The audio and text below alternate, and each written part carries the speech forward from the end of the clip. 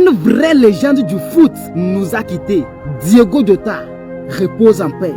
Écoute son histoire.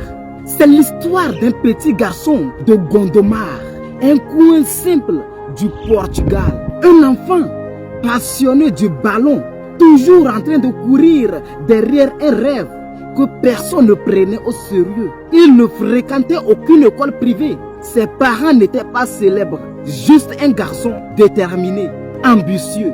Il a grandi avec son frère André, son complice, mais surtout son miroir. Deux frères unis par le sang, par le foot, mais surtout unis par une ambition discrète mais puissante. La réussite.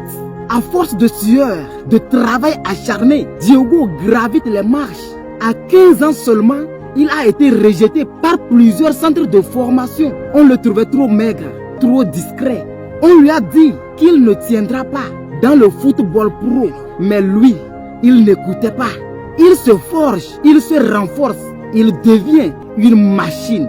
Il n'était pas bruyant, il n'était pas populaire. Mais à chaque match, il donnait tout. Et petit à petit, son nom commence par se faire entendre. À 18 ans seulement, il explose à Paco de Ferreira. À 19 ans, l'Atlético Madrid le signe. Puis, il est prêté à Porto.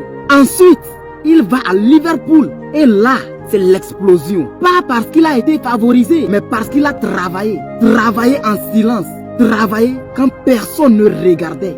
À 28 ans, il avait déjà marqué l'histoire. Champion, leader, homme humble. Et pourtant, il venait de franchir une nouvelle étape de la vie. Il venait de se fiancer. Son mariage était imminent. La fête, la robe, la promesse d'une nouvelle vie. Mais le destin n'a pas de calendrier. Il ne demande pas notre avis. Il frappe, il coupe, il arrache. Le 3 juillet 2025, Diego et son frère André prennent la route pour rejoindre le ferry. Un voyage pour éviter l'avion à cause d'une récente opération pulmonaire. Ils roulent, mais un pneu s'éclate.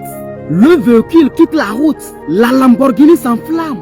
Et en quelques secondes, tout est fini. Le choc mondial, les messages affluent. L'Europe du foot pleure. Le monde entier est choqué. Il est parti en tant que champion, leader. Tu vois, l'histoire de Diogo Jota n'est pas qu'une histoire de foot. C'est une leçon pour toi. Toi qui attends, toi qui doutes, toi qui repousses tes projets à demain. Demain n'est pas une promesse, c'est une excuse. Tu n'as qu'une vie, une seule. Diogo Jota a utilisé la scène à fond. Et même si elle a été courte, elle a été intense, pleine, grande.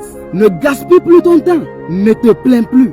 Ne compare plus ta vie à celle des autres. Commence, travaille et surtout, n'attends plus parce que le ciel n'attend personne. Si cette histoire t'a réveillé, partage-la parce que peut-être quelqu'un que tu connais a besoin d'entendre ça aujourd'hui. Et si tu veux qu'on aille plus loin ensemble, abonne-toi maintenant et like cette vidéo. Rendons hommage aux champions en vivant pleinement.